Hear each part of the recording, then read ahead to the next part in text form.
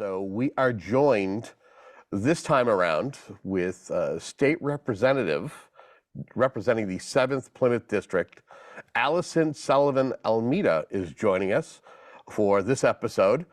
Representative, how are you? Good, Kevin. How are you? It's been a minute since we've had a chance to talk on camera. How are things going with you? We know that you and George have welcomed a new addition to the family. Yes, yeah. Our daughter, Alina, we welcomed her in August. So it's been a little bit busy, hence why it's been a little bit since we last spoke on TV. So I do apologize that it's been so long, but wow, what an adjustment it's been. I know a lot of parents can relate to that. Yeah, talk to me about what it's like becoming a mom, and your schedule changes, and I forgot Ariana also welcoming a new baby sister. What is it like? What has your schedule been like since giving birth and then trying to get reacclimated back to your professional career?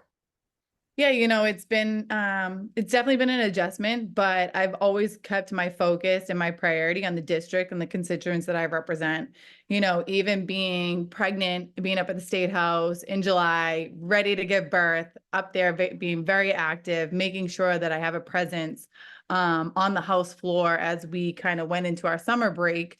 And then obviously, luckily for me, the month of August was like our summer break, summer vacation. So we didn't have any formal sessions during August, which worked out, especially giving birth to my daughter and doing the recovery on that end. But all along, I think even maybe a week or maybe a week and a half after giving birth, I attended an event in the district because it was important for me to be there to support our local businesses on their grand opening with Yaz's Boutique over in Abington. But it's definitely been balancing act, especially being a new mom and not knowing what to expect. I have, nieces and nephews, and I see what my sister does and how she's able to do it. So I know in my mom and people around me, being a mother, but also being active in their work. So I knew it was possible, and I've done it, and I'm enjoying it. It's just been a little bit of an adjustment. My time at the beginning was not my time. It was Alina's time, and I was working around her time and her schedule. But now that she's about 4 months, parents can relate. She's kind of getting into a schedule. So it's easier for me to map out my day based on her schedule, sleep schedule, feeding schedule, and such. We should also talk about, I mean, you are a fantastic aunt. You are a fantastic aunt, taking, your nieces and nephews to different places. Knowing that you've had Alina towards closer to the holiday season, social media is great to kind of catch up with folks, even if you don't talk one-on-one. And I see that you and George, your husband, out and about. What is it? Is there a different feeling when you're out there with your daughter? Again, knowing that you would always take your nieces and nephews to certain events, is it different or pretty much the same?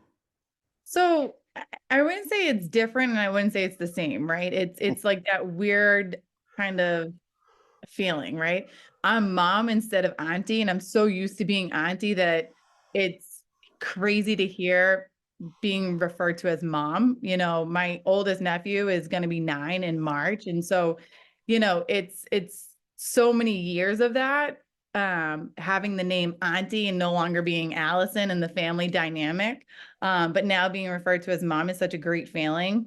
Being able to experience the different holiday events in the district is so cool to be able to bring my daughter to that, because I was joking with one of the constituents I actually saw at Trukey's this week, and I said, I'm just getting the baby used to it, because when she gets to be a toddler and like this young kid figuring out who she is and her identity, she'll be used to coming with mom to all these different events, so it won't be anything different that she's not used to. So it's been an experience. We're enjoying the holiday season.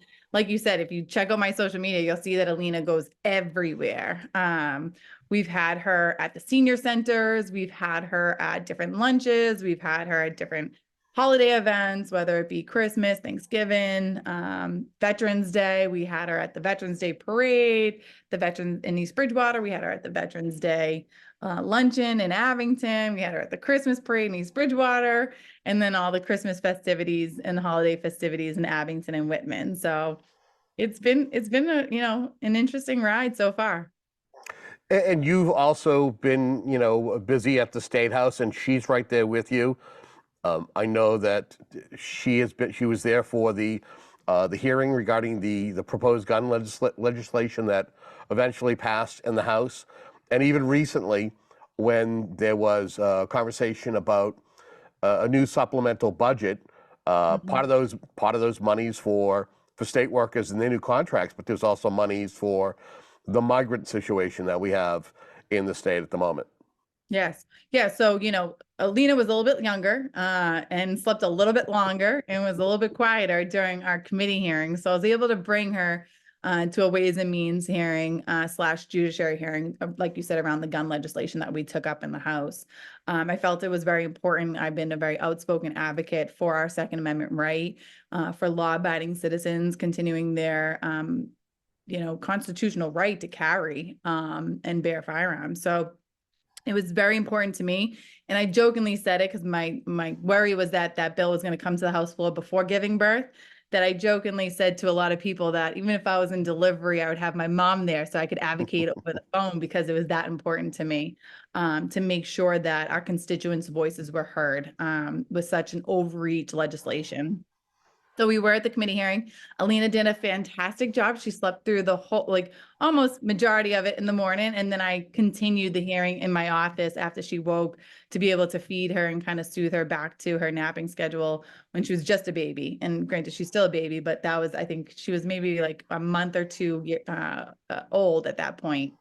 And then the bill actually came to the House floor, and I had her in a baby carrier. And I heard from one of my colleagues, I think I made history on that day. I had her up at the rostrum with me debating the bill in a baby carrier. I had a friend of mine text me, "What are you wearing?" And then she figured out it was Alina I was wearing. So it was definitely, I think, a special moment that she's gonna probably enjoy when she gets older, to show her those moments of her making history on the House floor, being the first baby to be born. But it was important. It was, like I said, my constituents have always and will continue to remain a focus and priority of mine. So it was important for me to find the ability to go up there, even being a new mom with a baby and being, essentially the food source for my child. I nurse her. So she's stuck on my hip for right now. Let's talk about we're closing out the first half of the legislative session, Mhm. knowing that part of it you were, preparing for Alina, and then, you took a little bit of a time off to kind of, become a new mom and right back into the swing of things. What has the first half of this legislative session been like for you? Oh, whirlwind, that's for sure. We've had some personal things happen in our family that have sent us over some mountains that we've been able to climb, but it's been like every other, right? I've been enjoying what I've been doing. I enjoy advocating for our district. I enjoy advocating for certain pieces of legislation that I think are important, that would make a huge difference and a positive impact throughout the communities in the Commonwealth of Massachusetts. I'm excited for the second half of this legislative session. I'm really hopeful that we will be able to get more things done. It's been a little bit of a slower process, I think, on the legislative side, dealing with kind of the change in administration and kind of the dynamics up at the State House and how that looks now that the administration has changed, leadership has changed. So it's been interesting. You referred to the sub budget that we took up just recently, and kind of the Republicans standing up. It was more for transparency. And, I think people need to pay attention that we spent $250 million for the migrant crisis, which no plan in sight to deal with this crisis and what we're going to do. I'm hearing from families in our district regarding schooling and how is it going to affect their child and their IEPs and the sizes of the classrooms that are teachers that are already overworked, underpaid, stresses, our healthcare system. We're constantly hearing, I mean, especially with Brockton's shut down from the fire, I'm getting phone calls left and right as far as the wait times in, South Shore Hospital versus Good Samaritan Hospital. And what is that going to continue to look like? And it's unfortunate because, I'm about helping people and giving a hand up, not a handout. And unfortunately, with the state and the way we're going, is it's a handout, not a hand up. Are you the type of legislator? I mean, you've been in office, for for multiple terms. Do you set goals at the onset of a legislative session or the second half, or are you just somebody who just kind of takes notes and has a list and you're ready to go? Maybe I'm a little confused by how that question goes. Are you at the start of, at the start of a session when you're reelected, or the Mhm. second half? Do you have notes for the new year that is ahead, regardless of if you were just reelected or if you're going into the second half of the session? I think there's always the priorities and what the priorities start with the legislative session. And I don't think it necessarily changes, obviously with different changes in kind of the communities I represent or the Commonwealth, you kind of have to adjust on those changes. However, my priorities are still very much similar to when I started, even in 2018, running for office. Mm. Being a strong advocate for our public safety and making sure that they have the resources they need, not only to do their job here in the district, but also their mental health and their health and well-being outside of the job and off the job and on the job. So those are still a priority. The opioid crisis is still a priority. Mental health still a priority. Our veterans, our seniors, we're seeing um, a lot of changes in our communities, right? We're having different changes in Abington, Whitman, and East Bridgewater's, evaluating the changes they need to have as far as infrastructure and our, municipality buildings. And how is that going to affect our taxes for our seniors? And what can I do on my platform to really ensure that our seniors are secure in their homes that they've been in or that they can afford and continue to live, especially with the increase around us, right? Inflation's so crazy where, you go to the grocery store and what used to be maybe $100 grocery run is now looking at like a $300 grocery run.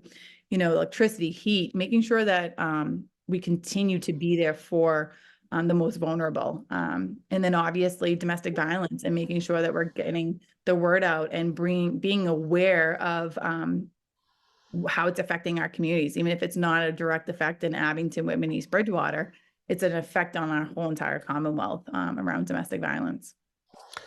Before we wrap up our conversation here, anything you want to touch upon in regards to the district, any happenings or anything that you're looking forward to?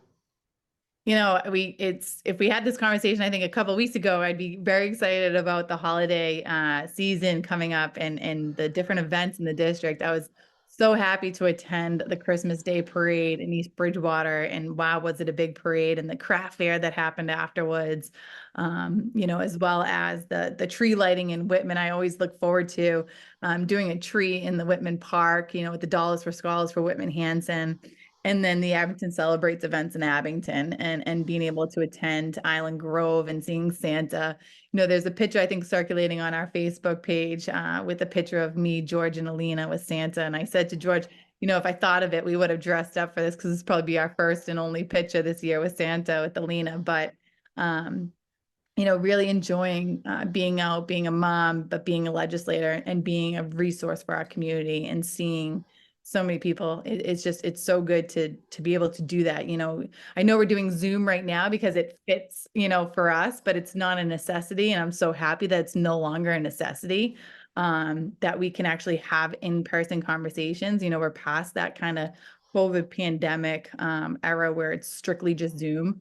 So it was nice to be out and about and maskless and seeing smiles and continuing to go on that path. So Anything you want to say in closing? And as you're closing, you also want to give information about if you have constituents who have concerns that they can reach out to your office?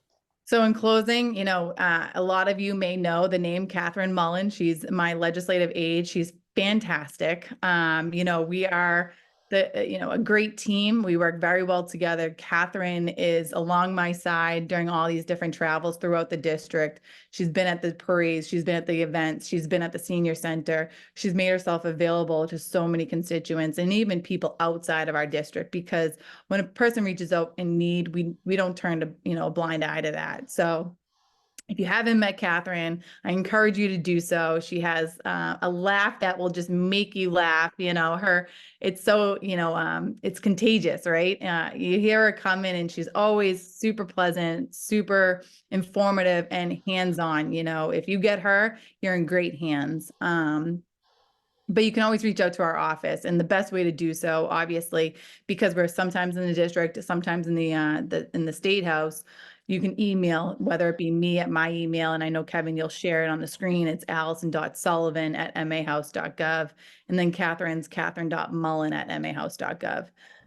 You'll see in the political side has changed, and my name has changed in the sense of Alyson Sullivan hyphenated Almeida, but we kept the email the same because I think it would be a little bit too long for people, and we didn't want to confuse anyone. So, Well, I want to say happy holidays to you, your extended family, and of course George and Alina and Ariana. And I want to thank you for always making yourself available for these conversations to keep your district informed. thank you, Kevin, and happy holidays to you, and happy holidays to the 7th Plymouth District. Well, there you have it, our conversation with State Representative Alyson Sullivan-Almeida. That's all the conversation we have. Until next time, have yourself a great day.